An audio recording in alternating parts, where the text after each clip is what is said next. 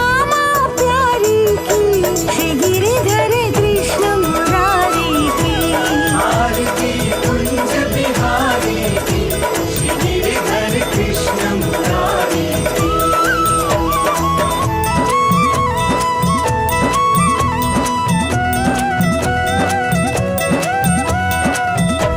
कनकमय मोर मुकुट बिलसे, देवता दर्शन को तरसे। गगन सौ सुमन रसी बरसे, बजे मोर चंग मधुर मृदंग। ग्वालिन संग अतुल रति गोप कुमारी की, श्री गिरिधर कृष्ण मुरारी की। आरती कुंज बिहारी की, श्री गिरिधर कृष्ण मुरारी की।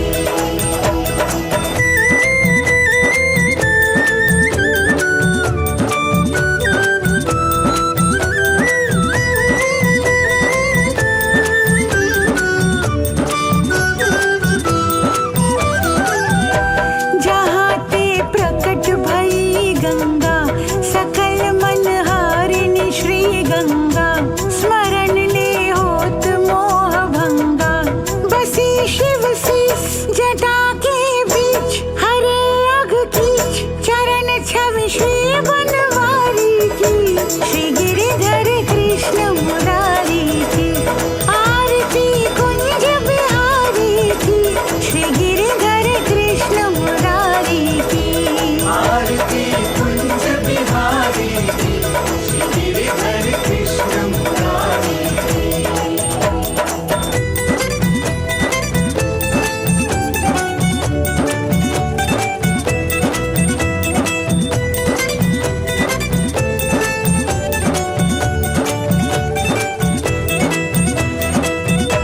चमकती उज्ज्वल तट रेणु, बज रही वृंदावन बेनु। चहु दिसि गोपी ग्वाल धेनु, हसत मृदु मंद चांदनी चंद। कटत भव फंद तेरे सुन दीन दुखारी की, श्री गिरिधर कृष्ण मुरारी की। आरती कुंज बिहारी की, श्री गिरिधर कृष्ण मुरारी की। आरती कुंज बिहारी की, श्री गिरिधर कृष्ण मुरारी की। आरती कुंज बिहारी की, श्री गिरिधर कृष्ण मुरारी की।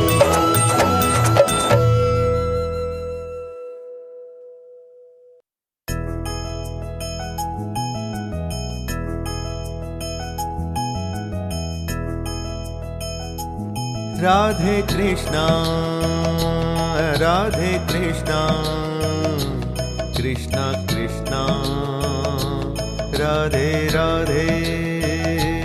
राधे श्यामा राधे श्यामा, श्यामा श्यामा राधे राधे।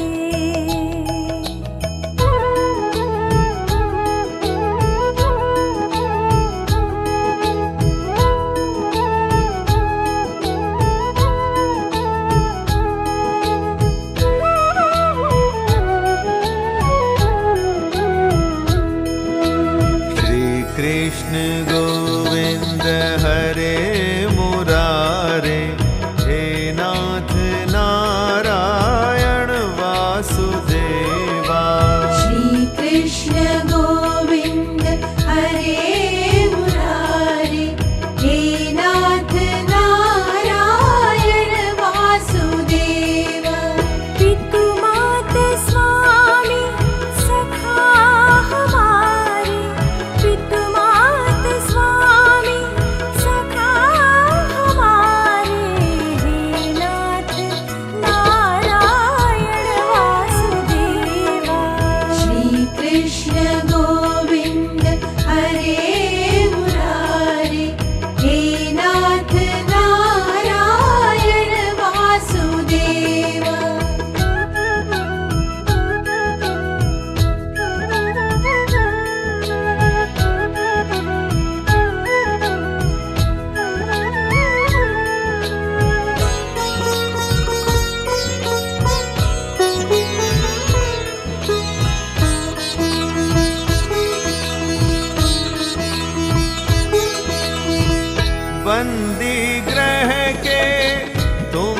अवतारी, कहीं जन्मे कहीं पले मुरारी।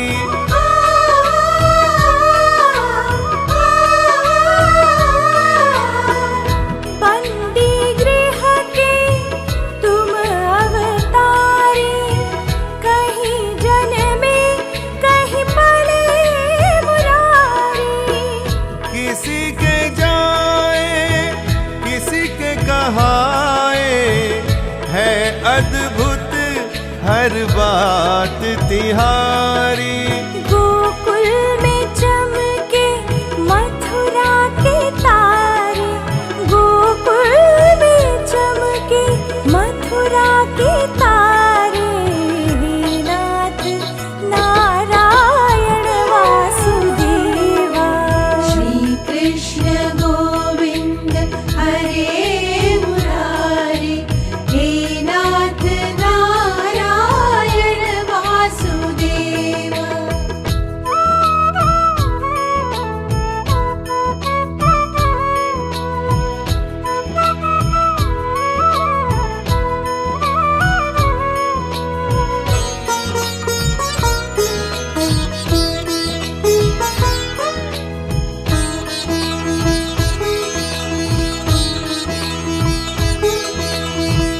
अधर में बंसी हृदय में राधे, बट गए दोनों में आधे आधे।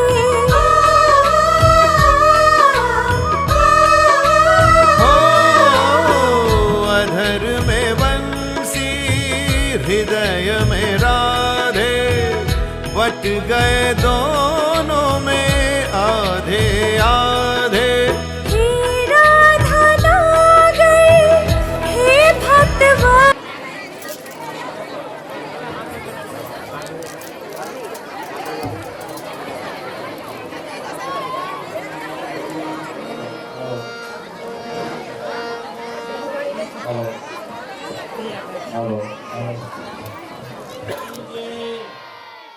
સેવાદાસ બાપુની જય।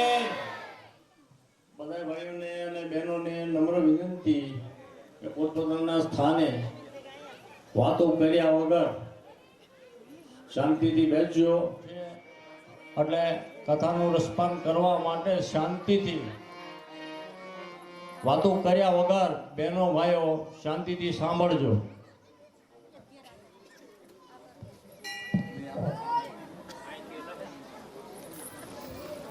श्री जयान प्रकृति नाम बाबा।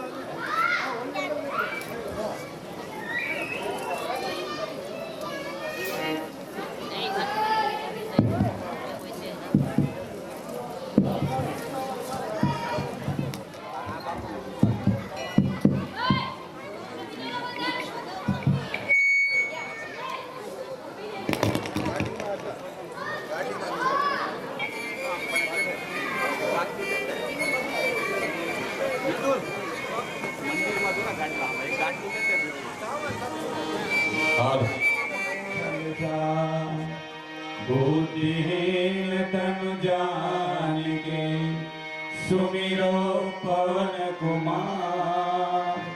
वही के राम मिलाए राजपद दीन्हा, तुम्हारो मंत्र विभीषण माना।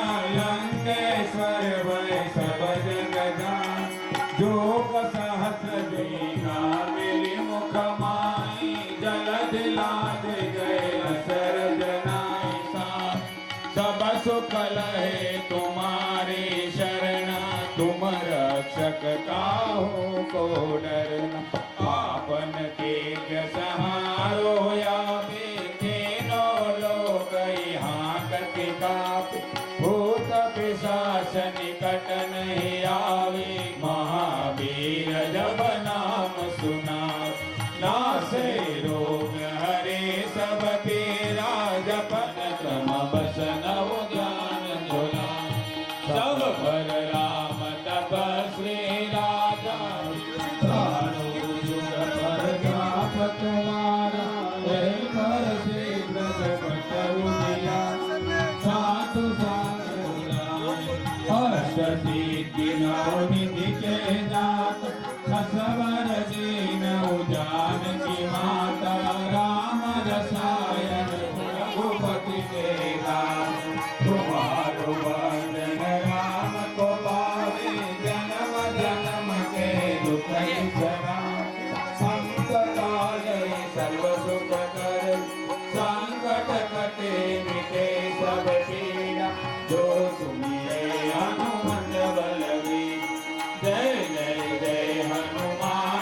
सारी कृपा करो गुरुदेव के नाम जोया पट हनुमान सलेसा होय सिद्ध स्वामी गौरीसा तुलसीदास सदा हरि सेवा जय संकट हरण मंगल मूर्ति राम लखन सीता सहित जय जय बसवो सुरभो सब संतन की जय जय सीताराम बोलो कृष्ण कन्हैया लाल की गोदावरी नर्मदे कावेरी सरयू महेंद्र तनिया सर्वणवते देविका शांताकारं मुजुगशयनं पद्मनाभं सुरेशं विश्वाधारं शांताकारं मुजुगशयनं पद्मनाभं सुरेशं विश्वाधारं गगन सुदर्शन नहीं बेन न लगे बेन तब ले लो बे ये माता जी से भी बोलो जल तो नहीं सो नमस्ते गणपति दादा नी बाजू में हाथ जो सिद्धि बुद्धि सहित श्री महागणाधिपति नमो नमः प्रार्थना पूर्वक केवलम नमस्कारम भगवान ने चांदला करियो कुम कुम कामना देव्या कामनिया काम संभवम कुम कुम समर्पयामि ओम भूर्भुवः स्वः सिद्धि बुद्धि सहित महाविष्णवे अक्षतामं समर्पयामि हे नारायण पसंद लोग इन सुखा चक्कर ये भाई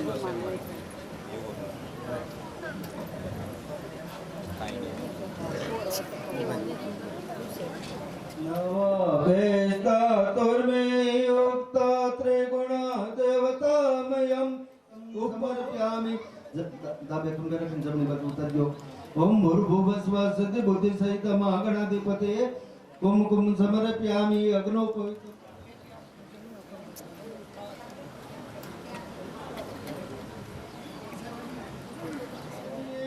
लोकालजानिवारणं मयोपयादिते तोभ्य प्रकारेणं पूजितं परमेश्वर अबिल आयुष्यवृद्धे गुलालं प्रीतिवर्धनायो मर्यादेने सुगंधेने मर्यादेने वे प्रभो मयानि तानि पुष्पाणि गुहाणं परमे तमन पहले विमजमा समर्पयामि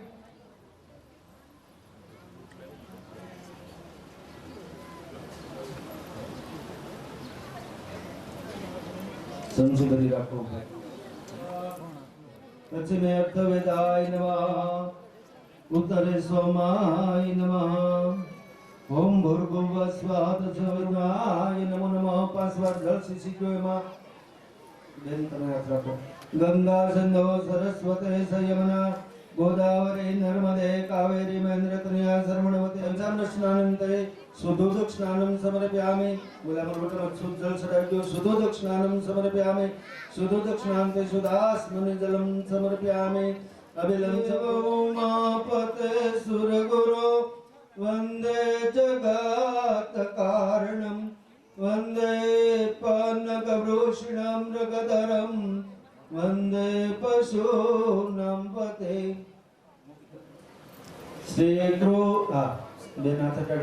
श्री कृष्ण गोविंद हरे मुरारे हे नदे मृत समान वर्णम श्री राधिका कृष्णमो नमामि रत्नोल्लचक्यो मुझी अजमाने आयु करता शांति करता पुष्टि करता वरदो भवः अज्ञान पांच करुण साक्षात नाथ तमने करो प्रणाम ओम भूर्भुवः स्वः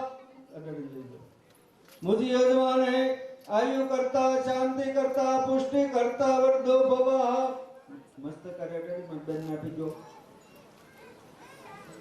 तदे बेठो तुम तदेव लग्नं सुदिनं तदेव ताराबलं ओम या देवी सोखात वाले ले दबात मोदिशन संचिता नमो तस्यै नमो नमः या देवे सर्वभूतेषु नमो तस्यै नमो नमः या देवे सर्वभूतेषु लक्ष्मी रूपेण संचिता नमो तस्यै आसिने बहुफल जो जय शुभ निशुभ कृपाल तरे ओम नमो भगवती देवी नमो वरजो ओम भूर्भुवस्वः राजराजेश्वरी खम खोड़ल देवीना शरणમાં मंगलम भगवान विष्णु में 5 बार जल सींचो मंगलम भगवान विष्णु मंगलम गरुड़ ध्वजा मंगलम पुंडरीकाक्ष मंगलायतनो हरे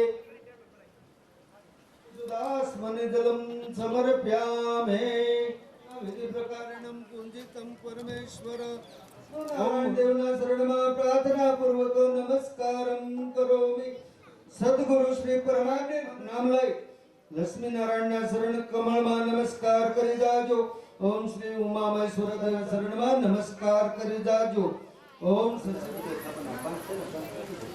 सर्व मंगल मंगले सर्व शिवे साधके त्र्यंबके गौरी नारायणी नमस्तुते सिद्धि बुद्धि प्रदे देवी भक्ति मुक्ति प्रदायिनी मंत्र मूर्ति सदा देवी नारायणी नमस्तुते सर्वांगे सर्ववर्ते सर्व दुष्ट भयंकरी सर्व दुख हरे देवी महालक्ष्मी नमस्तुते श्वेत वस्त्र धारे देवी जगत कल्याणार्थे श्री महादेवी महेश्वरी नमो नमः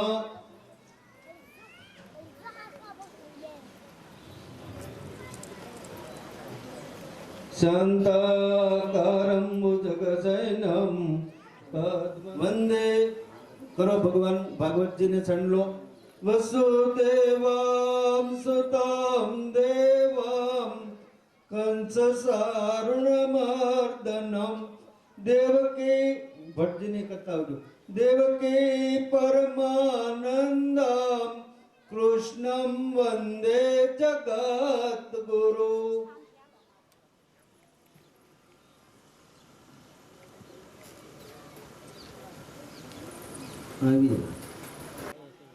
એ ખાલી વાત રજૂ દીકરાને કઈ રીતે રહેવાય સાસુ વહુને કઈ રીતે દિવસ બધા ભાઈ બહેનો પ્રસાદ લે અને એ પણ ભગવાનની કૃપાથી શક્ય બન્યું છે તો આજે હનુમાન જયંતિના દિવસે આજે આપણે હનુમાન જયંતિ પણ ઉજવાય એ બાને હનુમાનજીનો લોટ પણ છે તો એ સાંજની પ્રસાદી માટે વ્યાસપીઠ ઉપરથી હું બધાને હાર્દિક નિમંત્રણ કરું છું કોઈ એવું ન માનશો કે અમને ખબર નથી કે અમને કોઈ કીધું નથી આ કામ આ કથા ભેંગરા ગામની છે આ કોઈ એક વ્યક્તિની નથી સમગ્ર ગામની છે સમગ્ર ભેંગરા ગામ પરિવારનું એટલા માટે ભેંગરા ગામ પરિવાર આપણે લખાયું કે આ આપણા સમૂહની બધાની કથા છે અને હું અહીંથી કથા કહું એટલે એ પણ ન સમજો કે આ કથા મનસારા બાપુ નહીં અમારા તમામ સાધુ સમાજની છે અમારા બધા ભાઈઓની છે તો આજથી આપણે ભગવાનને પ્રાર્થના કરીએ પ્રભુ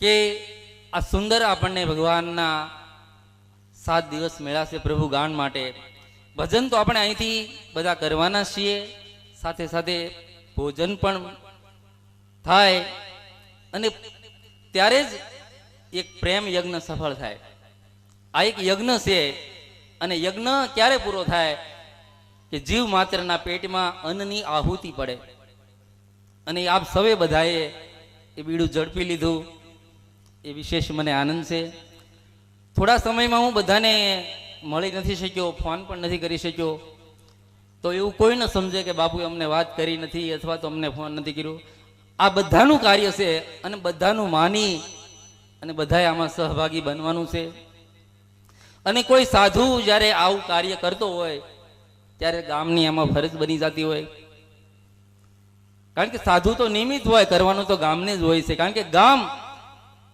એ રામનું રૂપ છે હાથીનો પગ છે એટલા માટે આપ સૌને મારી પહેલે જ દિવસે વિનંતી કે બધા 7 દિવસ સુધી આ ભગવત કથાનો જ્ઞાનનો ગંગા અત્યારે આપણે વહાવી રહ્યા છીએ એટલે બધા આમાં જેની જે કક્ષા છે એ પ્રમાણે સ્નાન કરવાનું છે 7 દિવસ સુધી આપણે એવું બધું ભૂલી જવાનું છે સંસાર કારણ કે હું સમજુ છું અત્યારે વ્યસ્ત કાળમાં સમય કાઢવો મુશ્કેલ છે પણ જ્યારે પ્રભુનું કાર્ય આવે ત્યારે બધા એમાં તન મન અને ધનથી આપણે જોડાઈ જઈએ એવી મારી ભાવના સાથે હું તમને આજે પહેલે દિવસથી જ વિનંતી કરું કે આ 7 દિવસ સુધી દરરોજ બપોરે પ્રસાદની તો વ્યવસ્થા થઈ ગઈ છે, એટલા માટે બધા ભગવત કથામાં સમયસર આવતીકાલથી તો આપણે સવારે 9 થી 12 અને બપોર પછી 3 થી 6 નો સમય છે.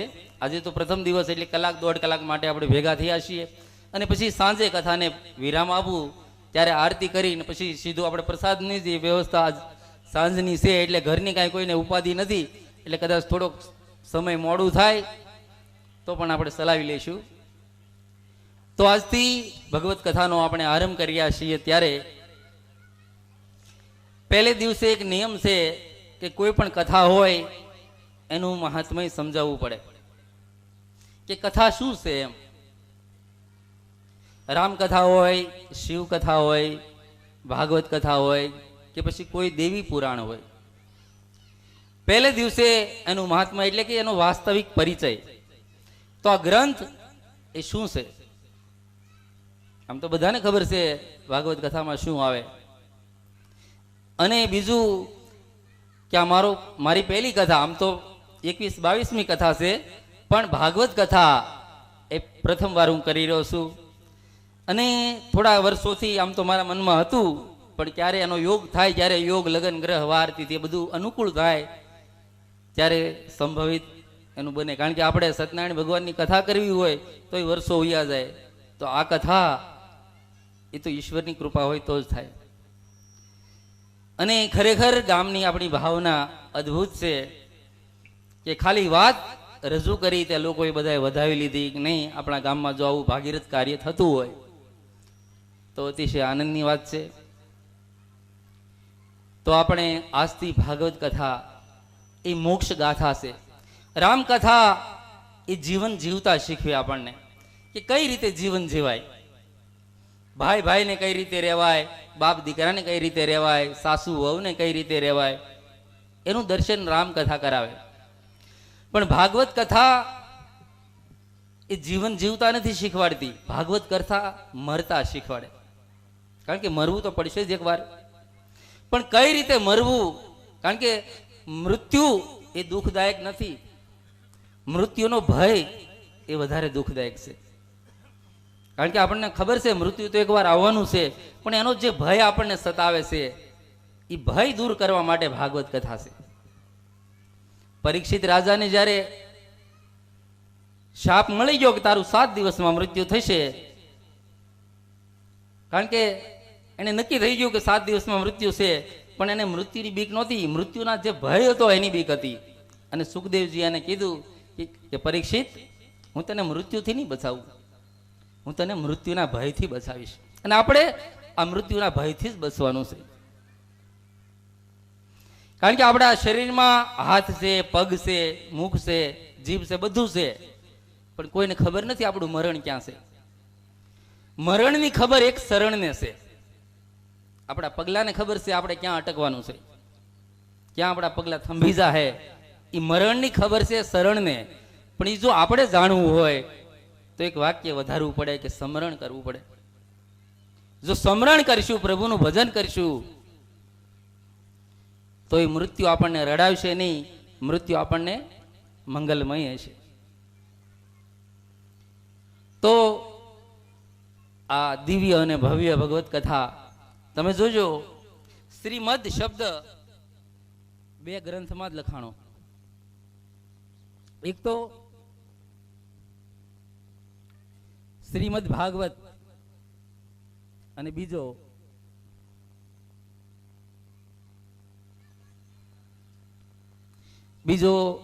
શ્રીમદ ભગવત ગીતા. આ 2 ગ્રંથમાં શ્રીમદ શબ્દ લખાણો છે, બાકી કોઈ ગ્રંથમાં તમને શ્રીમદ નહીં મળે. શ્રીમદ ભાગવત કથા અને શ્રીમદ ભગવત ગીતા. સંતો એના ઉપર સંશોધન કર્યું કે આ 2 ગ્રંથની ઉપર શ્રીમદ શું કામ? તો સંતોને અનુભૂતિ થઈ કે શ્રીમદ એટલે ભગવાનના મુખમાંથી જે ગવાણું એને શ્રીમદ કહેવાય. ભાગવત કથા અને ભગવત ગીતા એ ભગવાન કૃષ્ણની મુખમાંથી ગવાયેલી છે. કારણ કે પહેલા ભાગવત કથા ભગવાન 4 શ્લોકમાં હતી અને પછી બ્રહ્માને આપી અને પછી વેદ વ્યાસ પાસે આવી અને પછી આનો વિસ્તાર થયો. અને ભગવદ્ ગીતા એ પણ કુરુક્ષેત્રના મેદાનમાં ભગવાન કૃષ્ણે અર્જુનને ગાય. તો આ શ્રીમદ ભગવત કથા મોક્ષ ગાથા નો આપણે આરંભ કરી રહ્યા છીએ. પ્રથમ દિવસે વેદ વ્યાસે 18 પુરાણ લખ્યા, પણ મૂળ એણે 17 પુરાણ લખ્યા. વિષ્ણુ પુરાણ, ગરુડ પુરાણ, શિવ પુરાણ, આવા એણે 17 પુરાણ લખ્યા. છતાં એને શાંતિ ન થઈ. અને કોઈ કવિ, કોઈ લેખક એના લેખનથી જ્યારે શાંતિ ન મળે ત્યાં સુધી એની એ વસ્તુ અધૂરી ગણે. વ્યાસ ભગવાનને એમ થયું, મેં 17 ગ્રંથો તો લખ્યા, મહાભારત લખ્યું, વેદોનો વિસ્તાર કર્યો એટલે વેદ વ્યાસ થયું, પણ હજી એને શાંતિ મળી નહીં.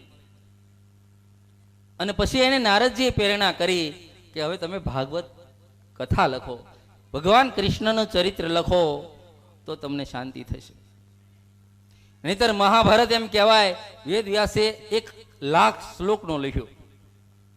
મહાભારતમાં 1,00,000 શ્લોક છે. પણ વ્યાસજીને જ્યારે પ્રેરણા મળી કે મારે મહાભારત લખવું છે, તો એમ થયું હું સમાધિમાંથી શબ્દો તો બોલું, પણ કોઈ લેખન, કોઈ લખવા વાળો તો જોવે. બ્રહ્માને વાત કરી કે તમે મને કોઈ એવો લેખન કરે એવો કોઈ વ્યક્તિ ગોતી દો. અને બ્રહ્માજીએ ગણપતિને નિયુક્ત કર્યા. ગણપતિને કહે તમારે વ્યાસજી જે બોલે એ લખી નાખવાનું. ગણપતિ એક શરત કરી, હું લખી તો નાખું, પણ નિરંતર મંત્રોની ધારા વહેતી હોવી જોઈએ. જો અટકશે તો મારી કલમ મૂકી દઈશ. વ્યાસજી વિચાર કરે કે સતત નિરંતર કેમ શબ્દો બોલવા, થોડોક વિશ્રામ તો જોવે. 1,00,000 શ્લોક કઈ રીતે બોલવા? એટલે વ્યાસજી ગણપતિને કહે મને મંજૂર છે, પણ તમારે લખવાનું, પણ સમજી અને વિચારીને લખવાનું. હું જે બોલું એ પહેલા તમારે એના ઉપર મંથન કરવાનું, વિચાર કરવાનો, એમને નહીં લખી નાખવાનું. અને એમ કહેવાય કે વ્યાસજીએ મહાભારતમાં 8,800 શ્લોક એવા કૂટ લખી નાખ્યા કે ગણપતિ એને વિચાર કરવામાં એને સમય લાગી ગયો અને વેદ વ્યાસને વિશ્રામ મળી ગયો. વેદ વ્યાસ પણ મહાભારતમાં કહે છે અહમ વેતી સુકો વેતી. આજે 8,800 શ્લોક હું એવા લખ્યા છે એ હું જાણું છું, મારો દીકરો સુખદેવ જાણે છે, અને સંજય વાનવા, સંજયને ખબર છે કે નહીં એ હું નથી જાણતો. કારણ કે મહાભારત અદ્ભુત ગ્રંથ છે અને મહાભારતમાંથી જ એનો સાર ભાગવત કથા એને લખી છે. મહાભારતનો તમે ભૂતકાળમાં જાઓ તો મહારાજ પ્રતીક એમ કહેવાય કે એને મોટી ઉંમરે પુત્રનો જન્મ થયો. શરીર એકદમ સ્થિર થઈ ગયું. વૃદ્ધાવસ્થામાં પુત્રનો જન્મ થયો અને પુત્રનું નામ શાંતનુ રાખ્યું. શરીર એકદમ શાંત થવાની અવસ્થા હતું ત્યારે એ પુત્રનું નામ શાંતનુ રાખ્યું. શાંતનુ જ્યારે કુમાર અવસ્થામાં આવે પછી યુવાન થાય ત્યારે પ્રતીક રાજા એને કહે બેટા તું હસ્તિનાપુરનો રાજા બનવાનો છો, મારી એક વાત માની લે. શું પિતાજી? બોલે તું ગંગાને કિનારે જ્યારે સવારમાં સ્નાન કરવા જઈશ ત્યારે કોઈ યુવાન સ્ત્રી એ ગંગાના પ્રવાહમાંથી આવશે, તારી આગળ લગ્નનો પ્રસ્તાવ રાખશે, તો તું એનો સ્વીકાર કરજે. શાંતનું શાંત ચિત્તથી પિતાજીની વાત સાંભળે છે. બેટા એ સ્ત્રી તને બે વાત કહે છે. એક તો એ વાત કહે છે કે હું તમારી સાથે વિવાહ કરું, પણ હું કોઈ કૃત્ય કરું મને અટકાવવાની નહીં. આ મારી પહેલી શરત છે. હું કોઈ પણ હરકત કરું તમારે મને રોકવાની નહીં, પતિ હોવાને નાતે. અને બીજું કે કોઈ વાતનો મારી પાસે ખુલાસો નહીં માંગવાનો. આ બે મારી શરત છે, એવું તને સ્ત્રી કહેશે, પિતાજી પોતાના પુત્રને કહે છે. શાંતનુ એ વાત સાંભળે છે. માતા પિતા એમ કહેવાય જંગલમાં જતા રહ્યા. શાંતનુ રોજ ગંગાને કિનારે, હસ્તિનાપુરની નજીક ગંગા વહે, રોજ જાય. પણ એક દિવસ એવું બને કે ગંગાના પ્રવાહમાંથી માનો કોઈ અપ્સરા હોય એવું સુંદર શ્વેત વસ્ત્રો પહેરેલા છે અને સ્ત્રી ચાલી આવે. શાંતનુને જોઈ રહ્યા, નજીક આવ્યા. પહેલી સ્ત્રી પોતાનો પરિચય આપે કે હું બ્રહ્માની પોત્રી ગંગા છું. શાંતનુ કહે હું પ્રતિક રાજાનો પુત્ર, હસ્તિનાપુરનો યુવરાજ, મારું નામ શાંતનુ છે. બોલે હું તમારી સાથે વિવાહ કરવા માંગુ છું. શાંતનુને પોતાના પિતાના શબ્દો યાદ આવ્યા. હા, બોલે વિવાહ કરું, પણ મારી બે શરત છે. કઈ કઈ? કે બોલે હું કોઈ કૃત્ય કરું તમારે મને રોકવાની નહીં, અને બીજું કે કોઈ વાતનો મારી પાસે ખુલાસો નહીં માંગવાનો. શાંતનુ કે મને મંજૂર છે. આજે બધાના લગ્ન થાય ત્યારે બધા એમ જ કહે, પણ બધા શાંતનુ નથી હોતા. શાંતનુ એની સાથે વિવાહ કરે. હસ્તિનાપુર આખું આનંદમય થઈ જાય. એમ કહેવાય સમય જાતા ગંગા ગર્ભવતી બને. દાસી સમાચાર આપે મહારાણી ગર્ભવતી છે. શાંતનુને હરખનો કોઈ પાર નથી કે મારા રાજ્યનો રાજકુમાર જન્મવાનો છે.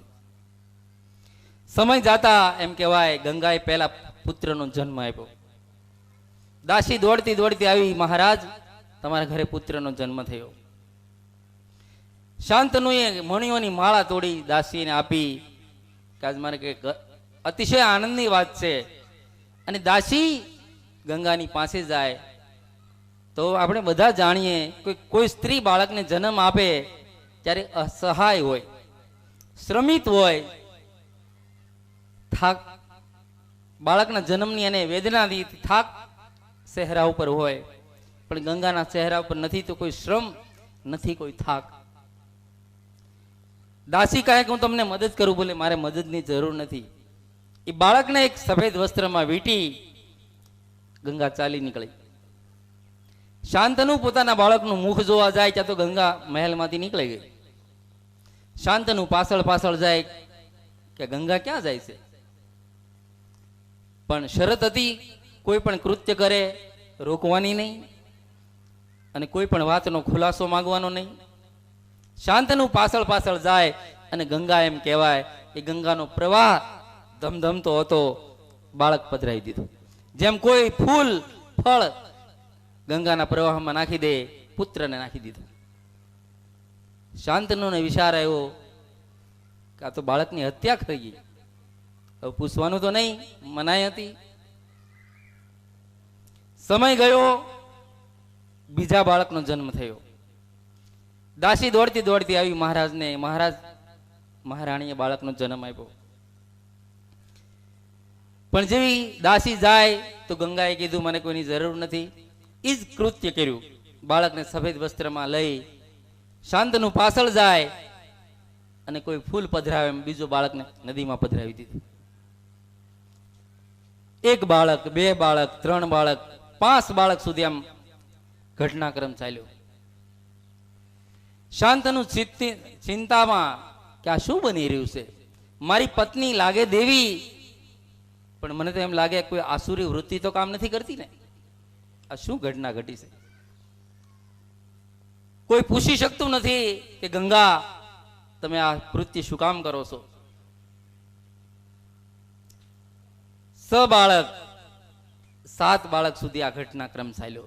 7 બાળક આ રીતે ગંગામાં વહેતા કરી દીધા.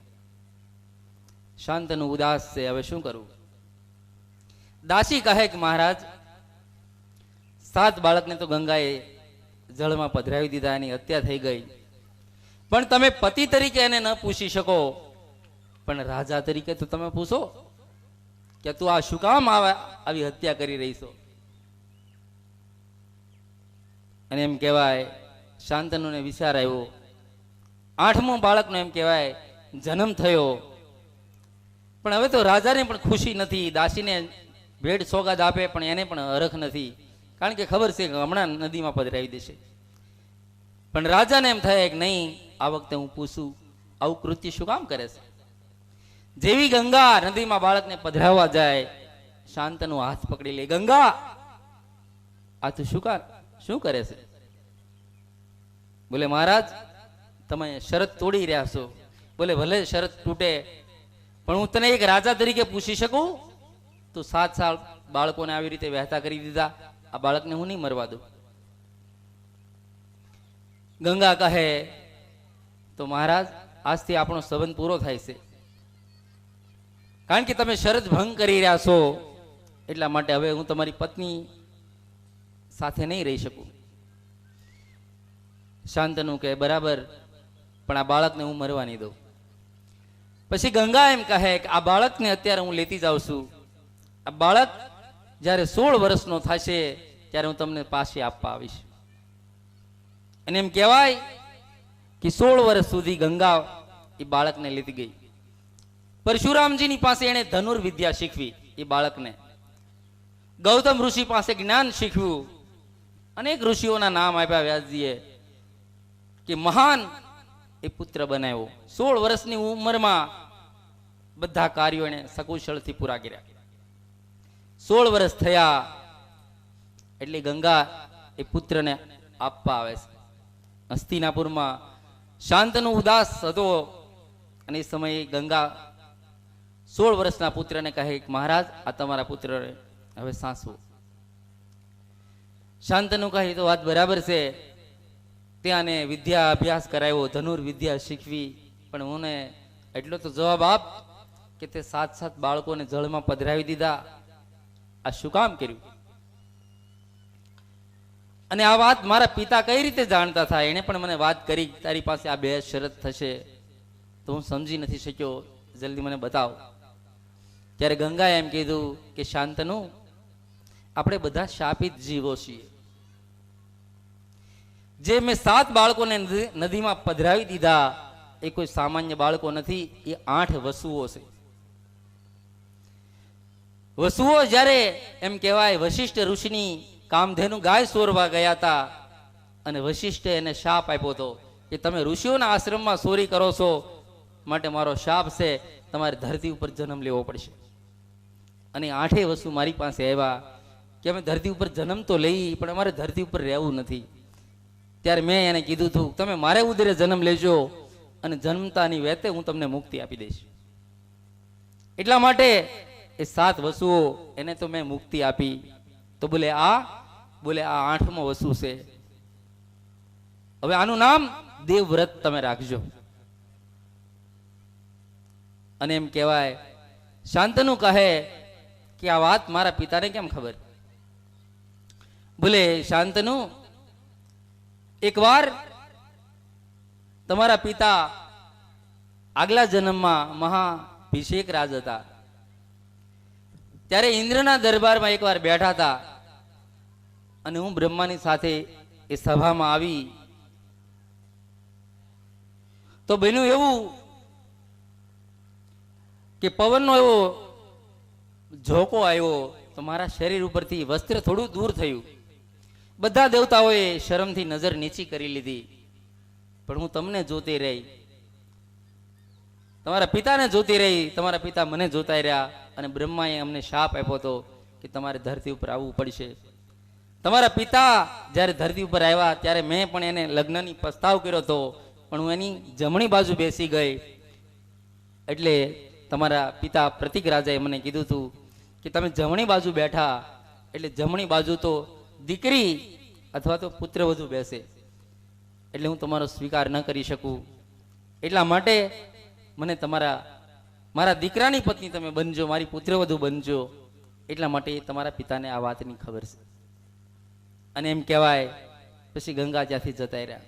અને દેવવ્રત આગળ એમ કહેવાય કે પોતે ભીષ્મ પિતા બન્યા. ઈ શાંતનુ પછી આગળ મસગંધાની આ મોહમાં આસક્ત થઈ જાય અને દેવવ્રત એમ કહેવાય પ્રતિજ્ઞા લે કે હું મારા જિંદગીમાં ક્યારે લગ્ન નહીં કરું. અને બીજું કે મારા પિતાની સાથે તમે પરણાવો, હું કોઈ પણ રાજ્ય હસ્તિનાપુરનો રાજા બનશે એની હું સેવા કરીશ. અને આ ભીષણ પ્રતિજ્ઞાથી એ પિતામાં ભીષ્મ બન્યા. અને ભીષ્મ પિતા એમ કહેવાય એને જીવનમાં કોઈ પાપ નહોતું કર્યું. પાપ એક જ હતું કે જ્યારે દ્રૌપદીના વસ્ત્રોનું હરણ થયું ત્યારે એક શબ્દ બોલ્યા નથી. અને એટલા માટે જ એને 84 બાણ ખાવા પડ્યા હતા. તો મારો કહેવાનો આશય કે વ્યાસજીની આ અદ્ભુત અને અલૌકિક દિવ્ય ગાથા છે. વ્યાસજીએ 17 ગ્રંથો લખ્યા અને પછી 18મો ગ્રંથ એને લખવાની ઈચ્છા થઈ ત્યારે નારદજી એને કીધું તમે હવે ભાગવત ભાખો, કારણ કે ભગવાનનું આ વાંગમય સ્વરૂપ છે. રામકથા અને કૃષ્ણ કથા બંનેમાં સમાનતા પણ ઘણી દેખાય અને અસમાનતા પણ ઘણી દેખાય. કારણ કે કૃષ્ણનું ચરિત્ર બહુ અદ્ભુત છે. એ પ્રતિજ્ઞા કરતા પણ દેખાય અને પ્રતિજ્ઞા તોડતા પણ દેખાય. એ ગાયોને પણ ચારે અને કુરુક્ષેત્રના મેદાનમાં ઘોડાની લગામ પણ પકડે. એ મોરલી પણ વગાડે અને સમય આવે ત્યારે શંખ પણ બજાવે. એ ગોપીઓના વસ્ત્રો ખેંચતો પણ દેખાય અને સમય આવે ત્યારે 999 ઓઢાડતો પણ દેખાય. કારણ કે કૃષ્ણ ચરિત્ર બહુ અદ્ભુત છે. રામનું ચરિત્ર એમ કહેવાય રામ એ યુગ ધર્મ છે અને કૃષ્ણ એ ધર્મયુગ છે. જેવો ધર્મ જેવો યુગ પ્રમાણે ધર્મ બતાવે એ કૃષ્ણ છે. કૃષ્ણ તમે જો પ્રતિજ્ઞા કરતાય દેખાય અને પ્રતિજ્ઞા તોડતા પણ દેખાય. કેમ કે કૃષ્ણ ચરિત્ર બહુ અદ્ભુત છે. જ્યારે રામ એમાં તો કોઈ પ્રતિજ્ઞા તોડવાનો વાત જ નથી આવતી, કારણ કે એ તો કુળ જ અદ્ભુત છે. એટલા માટે ગોસ્વામી પણ લખે ને, રઘુકુલ રીતિ સદા ચલી આઈ, રઘુકુળ રીતિ સદા ચલી આઈ. કારણ કે એ રઘુકુળ એમાં સત્યની પ્રધાનતા છે.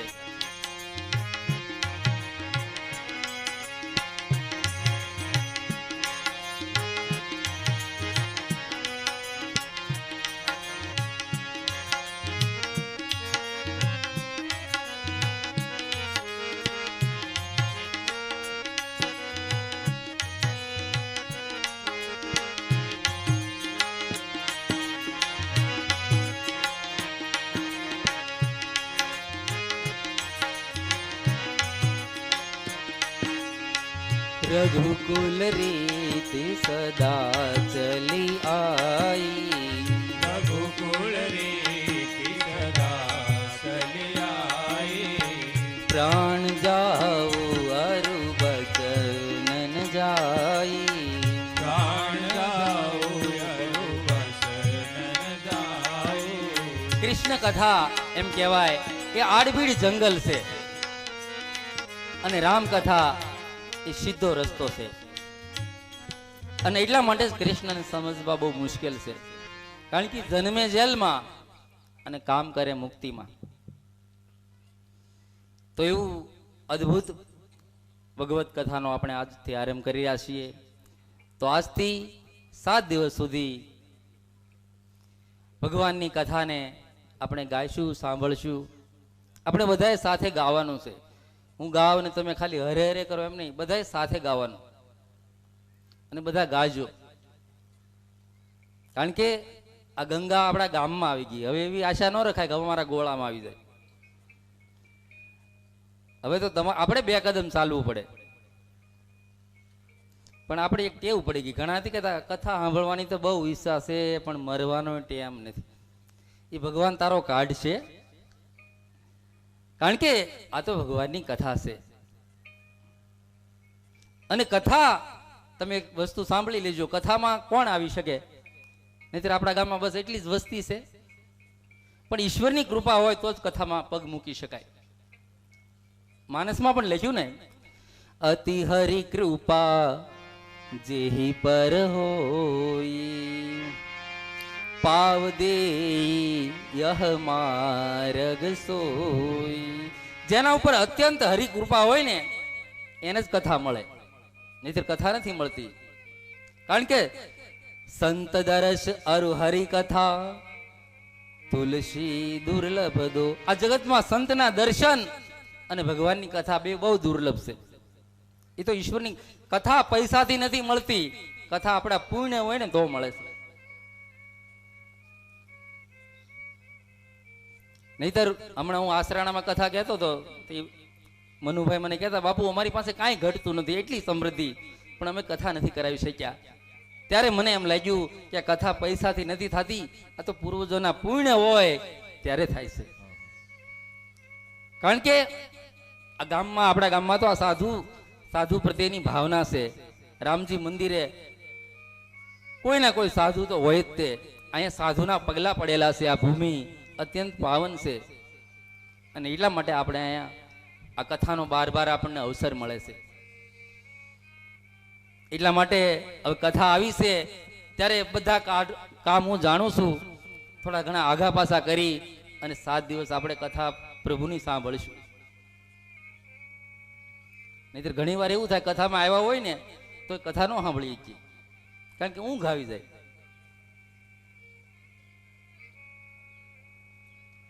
કારણ કે એ તો ઈશ્વરની કૃપા હોય તો જ થાય. નહીં આપણે વાત છે ને પુરાણોમાં, પહેલાના જમાનામાં કે એક ગામમાં ભાગવત કથા હતી. એટલે પછી ઘર હોય ને પોતે પિતૃના મોક્ષાર્થે ભાગવત કથા કરાવી. એટલે એના વેવાઈને તેડાવ્યા કે તમારે કથા સાંભળવા આવવાનું 7 દિવસ. એટલે એના વેવાય ને બધા આવ્યા અને શોભાયાત્રા નીકળી. અને વેવાએ નક્કી કરી નાખ્યું મારે 7 દિવસ કથા સાંભળવી છે. પણ બન્યું એવું, શોભાયાત્રા નીકળી અને એ ભાઈ ઉભા હતા, એની બાજુમાં કોઈ ઓલી લાંબી નળી વાળી બંદૂક આવે.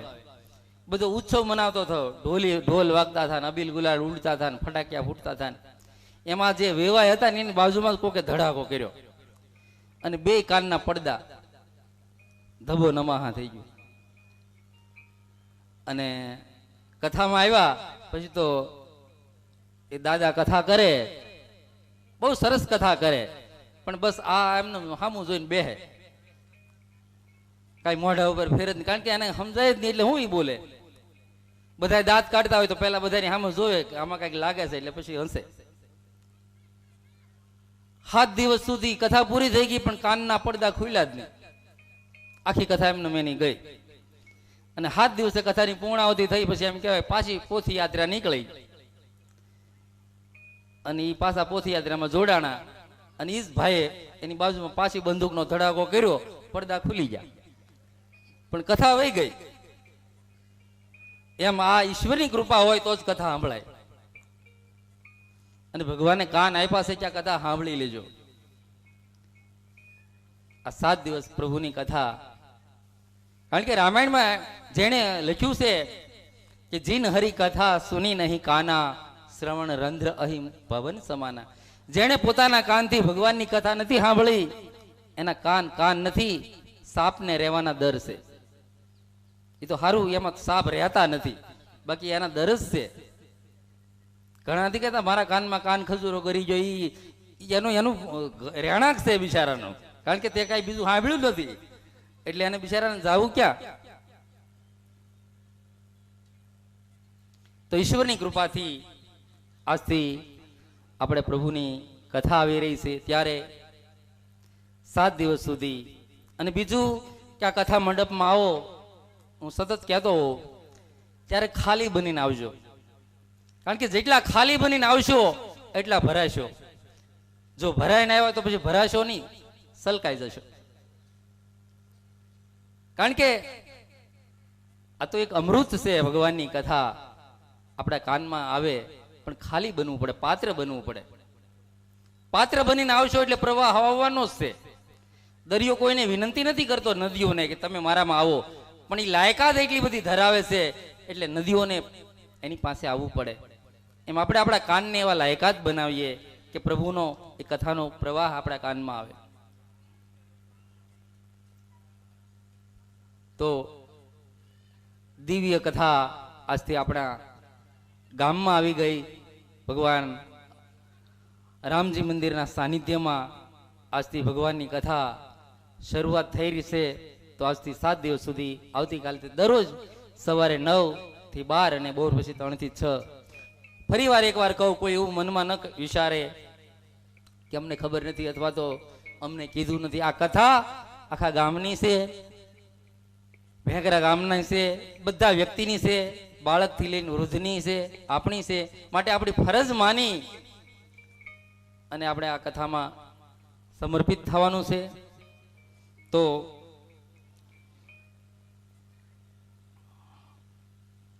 અત્યારની કથાના અત્યારે આપણે આરતીના પણ આપણે 2 સડાવા કરશું, કારણ કે અત્યારની સંધ્યા આરતી અને સવારની મંગળા આરતી. તો અત્યારની કથાને વિરામ આપું એ પહેલા આવો થોડીક મિનિટ પ્રભુનું કીર્તન કરી પછી અહીં આરતીનો બોલ ખાય અને પછી આપણે આરતી થઈ અને પ્રસાદનું તો સાંજે છે જ. એટલા માટે આવો ભાવ અને શ્રદ્ધાથી. ગોવિંદ બોલો, હરિ ગોપાલ બોલો. ગોવિંદ બોલો, હરિ ગોપાલ બોલો. ગોવિંદ બોલો, હરિ ગોપાલ બોલો. ગોવિંદ બોલો, હરિ ગોપાલ બોલો. ગોવિંદ બોલો, હરિ ગોપાલ બોલો. ગોવિંદ બોલો, હરિ ગોપાલ બોલો. ગોવિંદ બોલો, હરિ ગોપાલ બોલો. ગોવિંદ બોલો, હરિ ગોપાલ બોલો. રાધા રમણ હરિ ગોપાલ બો ગાઈએ. રાધા રમણ હરિ ગોપાલ બોલો. રાધા રમણ હરિ ગોપાલ બોલો. રાધા રમણ હરિ ગોપાલ બોલો. ગોવિંદ બોલો, હરિ ગોપાલ બો હરિ બોલ. ગોવિંદ બોલો, હરિ ગોપાલ બોલો. ગોવિંદ બોલો, હરિ ગોપાલ બોલો. ગોવિંદ બોલો, હરિ ગોપાલ બોલો. રાધા રમણ હરિ ગોપાલ બોલો. રાધા રમણ હરિ ગોપાલ બોલો. રાધા રમણ હરિ ગોપાલ બોલો. રાધા રમણ હરિ ગોપાલ બોલો. ગોવિંદ બોલો, હરિ ગોપાલ બોલો. ગોવિંદ બોલો, હરિ ગોપાલ બોલો. ગોવિંદ બોલો, હરિ ગોપાલ બોલો. ગોવિંદ બોલો, હરિ ગોપાલ બોલો. ગોવિંદ બોલો, હરિ ગોપાલ બો ગાઈએ. ગોવિંદ બોલો, હરિ ગોપાલ બોલો. ગોવિંદ બોલો, હરિ ગોપાલ બોલો. ગોવિંદ બોલો, હરિ ગોપાલ બોલો. ગોવિંદ બોલો, હરિ ગોપાલ બોલો. ગોવિંદ બોલો, હરિ ગોપાલ બોલો. ગોવિંદ બોલો, હરિ ગોપાલ બોલો. ગોવિંદ બોલો, હરિ ગોપાલ બોલો. રાધા રમણ હરિ ગોપાલ બો ગાઈએ. રાધા રમણ હરિ ગોપાલ બોલો. રાધા રમણ હરિ ગોપાલ બોલો. રાધા રમણ હરિ ગોપાલ બોલો.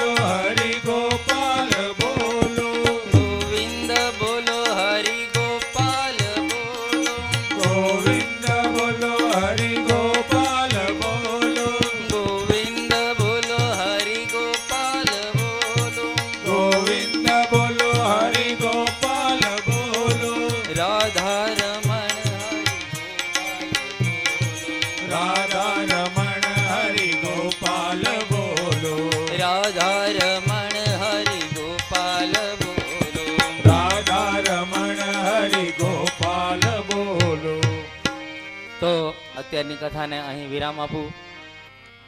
આગળની કથા બરાબર સવારે 9 વાગે કથાનો આરંભ કરશું. તો ભાવ અને શ્રદ્ધાથી હરે કૃષ્ણ કૃષ્ણ કૃષ્ણ હરે હરે હરે રામ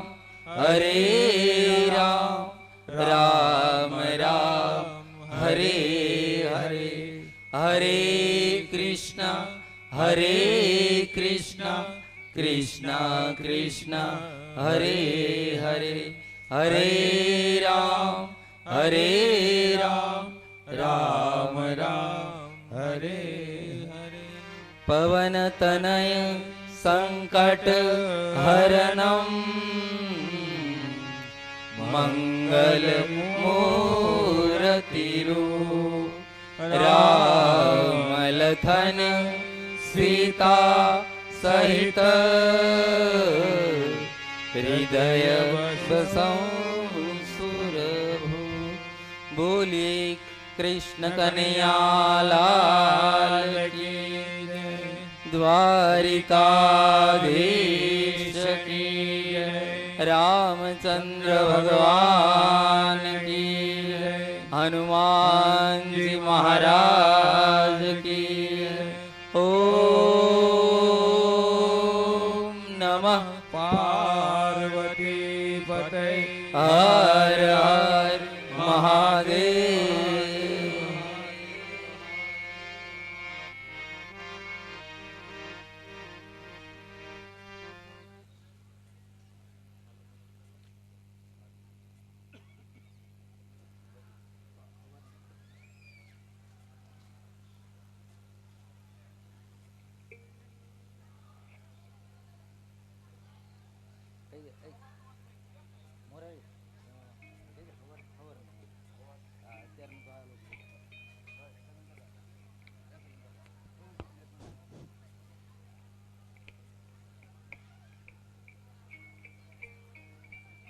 બોલો શ્રી કૃષ્ણ કનૈયા લાલ કી જય. બધા જોરથી જ્યાં બોલો તો મજા આવે કઈક. આમાં ધીમું ધીમું નહીં મજા આવે કઈ બહુ. બોલો શ્રી કૃષ્ણ કનૈયા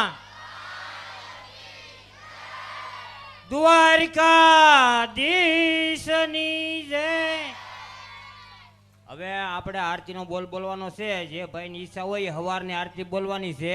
અને અત્યારની આરતી તો અરશીભાઈ હિપાભાઈ શોરાને ઉતારવાની છે. અને હવારની આરતીનો બોલ ભાઈ જે ભાઈની ઈચ્છા હોય બોલો.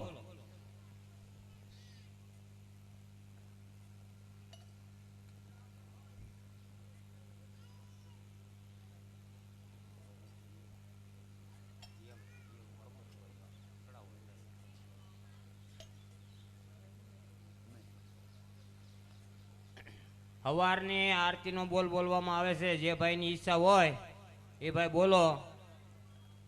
અને અત્યારે આપણે હાથ હરિ ગુરુ સંતની સેવા પ્રેમ ધરીને મારે મંદિરે પધારો. પ્રેમ ધરીને મંદિરે પધારો. સુંદર સુખડા લેવા આનંદ મંગલ કરો આરતી. હરિ ગુરુ સંતની સેવા મારે આંગણ તુલસીનો ક્યારો. મારે આંગણ તુલસીનો ક્યારો. ચાળે કરામની સેવા આનંદ મંગલ કરો આરતી. હરિ ગુરુ સંતની સેવા કોઈ પ્રીતમ તમે ઓળખો ગુરુને. કઈ પ્રીતમ તમે ઓળખો ગુરુને. હરિના જન હરિ જેવા આનંદ મંગલ કરો આરતી. હરિ ગુરુ સંતની સેવા આનંદ મંગલ કરો